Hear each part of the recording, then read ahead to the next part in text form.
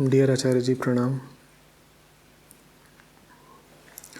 With Kabir Sahib and other saints,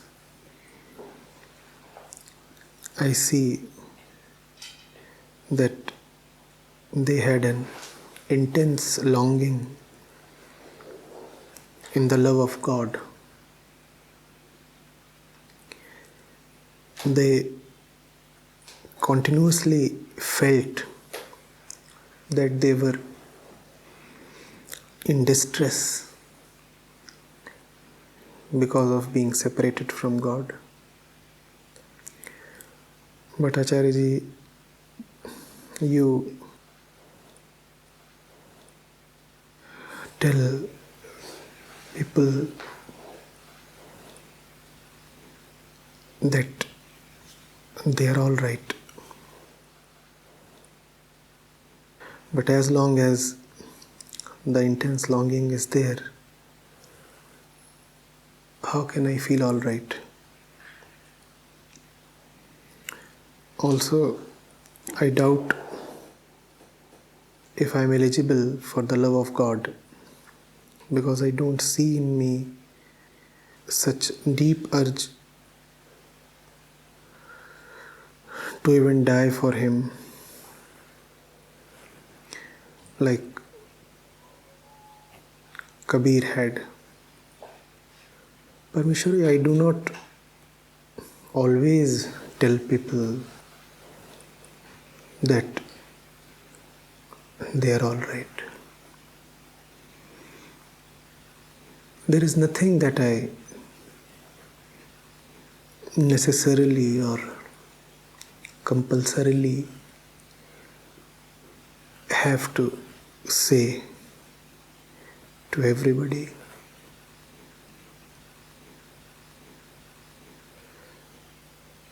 Who is the one who does not feel all right?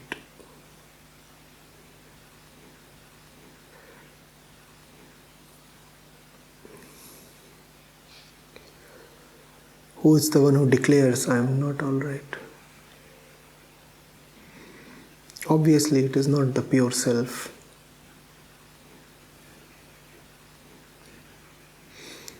It is the I sense, the ego. The ego sometimes declares, I am not all right. And why does it declare that it is not all right? And the second part of your query tonight gives us the answer.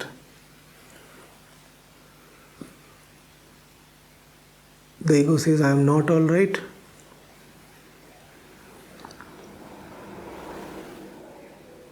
I'm not good.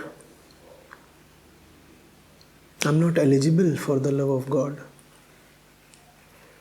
And if I'm not eligible for the love of God, why work? Why try?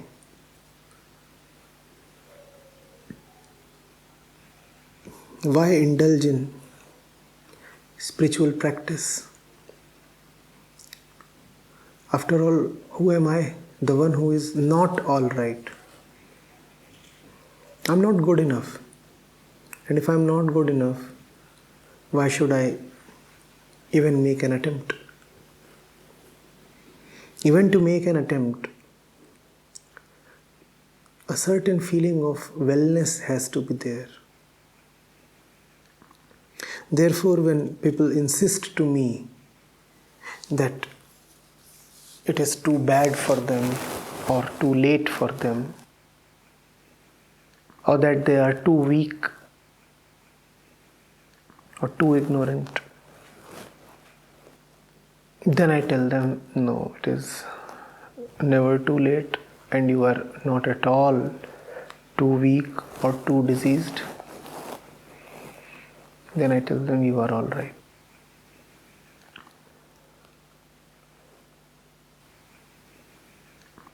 I do not convince them of their all rightness or wellness as a matter of their fact. I tell them they are all right because it is necessary to debunk any argument that the ego comes up with. Because necessarily every argument of the ego is aimed at only one end, and the end is to avoid the truth.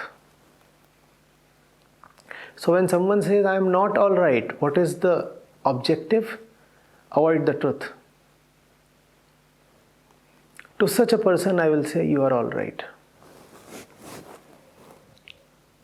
It's not as if I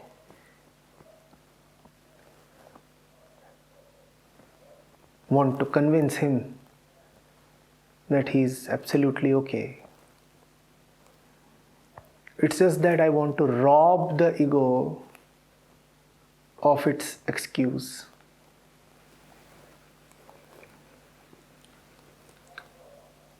Similarly, when somebody insists, I am already all right, then I say, no, you are just not all right, you are deeply sick. Look at yourself. Look at your actions, look at your life. Do you honestly see that you are healthy and centered and peaceful? No, you are not. Now, it must be sounding paradoxical and strange. On one hand, I am convincing someone of his indisputable health. On the other hand, I appear determined to prove to the other person that he is chronically sick. What is my position? What is my standpoint? I have no standpoint. I just don't want you to have any argument. Because irrespective of what the color, the flavor, the tone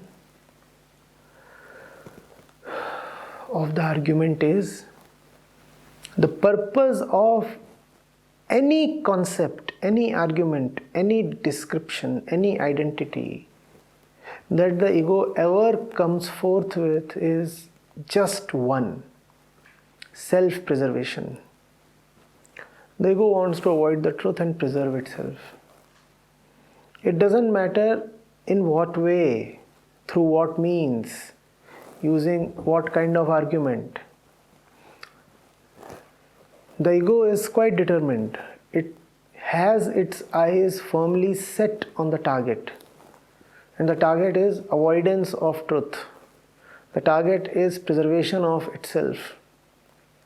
To achieve that target, it can come up with any argument. The ego has no loyalty to any particular ideology.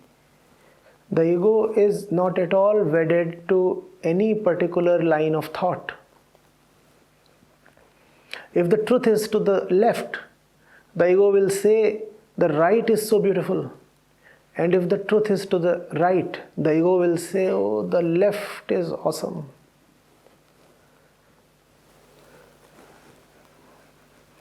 The ego shows a great deal of maturity, you see.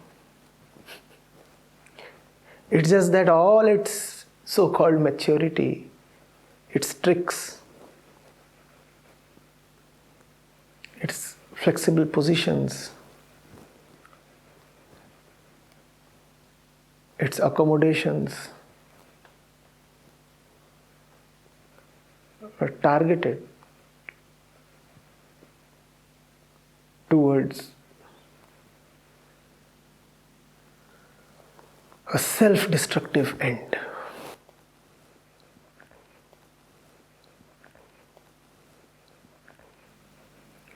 So on days, Parmeshwari, when you will be very down and you will come and say, Acharya ji, I am so sick today, physically, psychologically,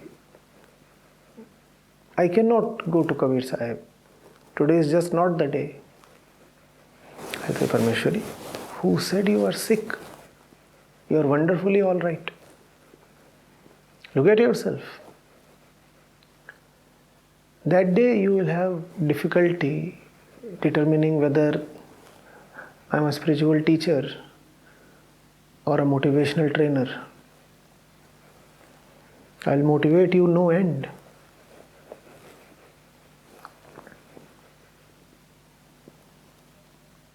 And there will be days when you will say, Acharya ji, I am already fully blossomed.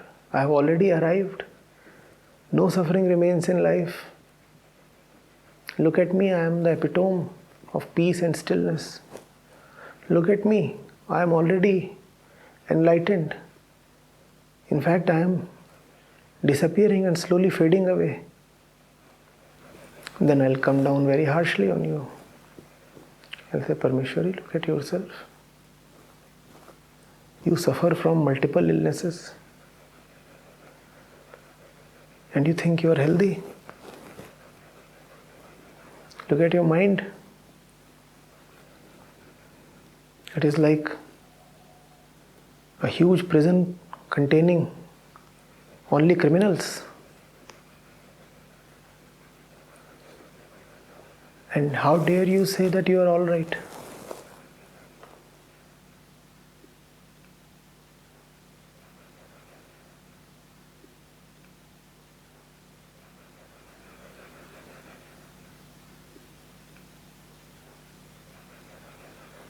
Hopefully, probably there will come a day when reasonlessly, without any argument,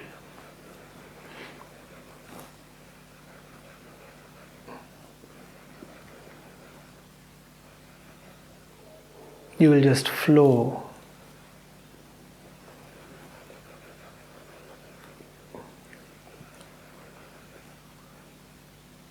towards that which is beautiful, peaceful, big,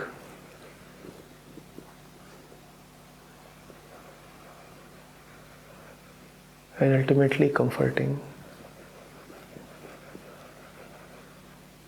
And then I'll have no business telling you that you are not all right. Equally, I'll have no business telling you that you are all right. That day I'll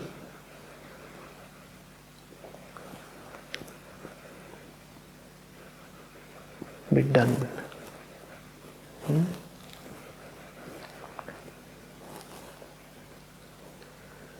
All rightness, not all rightness, all these are just games of ego.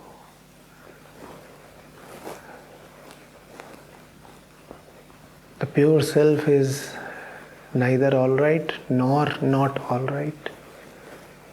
These are both relative terms and transient states, and therefore both of them cannot be applicable to the truth. That which is all right today can become bad tomorrow. Obviously, we are not then talking of the truth, because the truth is not a condition that would change.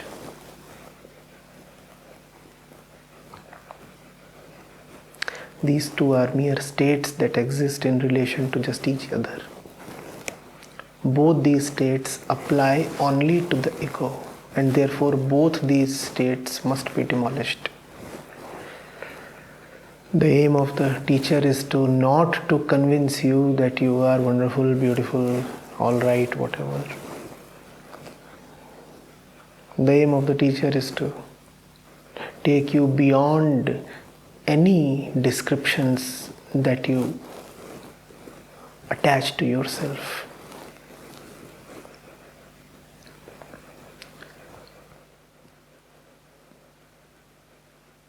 So now you say, Acharya ji, I doubt if I am eligible for the love of God, because I don't see in me such deep urge to die for Him. Oh, you would have already predicted my answer. I'll say, Parmeshwari, who said you are not eligible for the love of God? You are the front runner. You are absolutely the one God Himself is waiting for.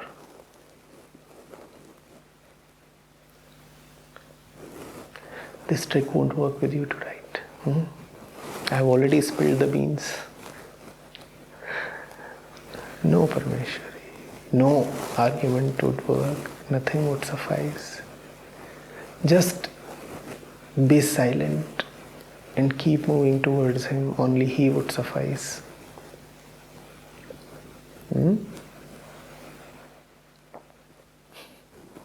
In between, sometimes you will feel, the weather is so wonderful. And sometimes you will feel, oh, everything is so awful. It's alright. Everything is acceptable. Even that which is not acceptable is acceptable. Just keep moving. Mental states keep changing. Your love must not deter.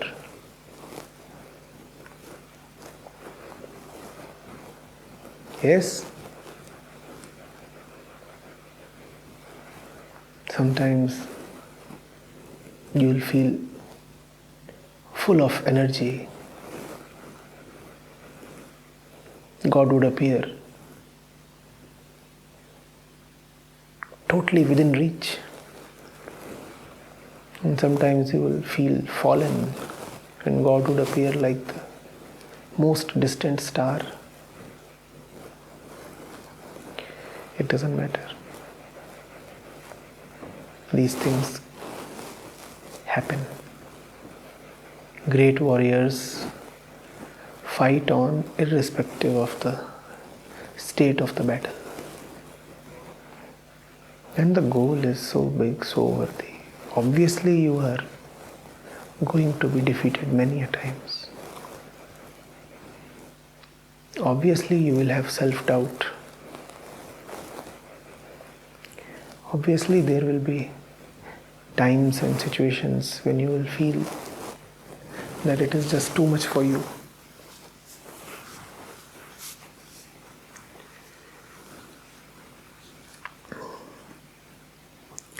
Just stay put.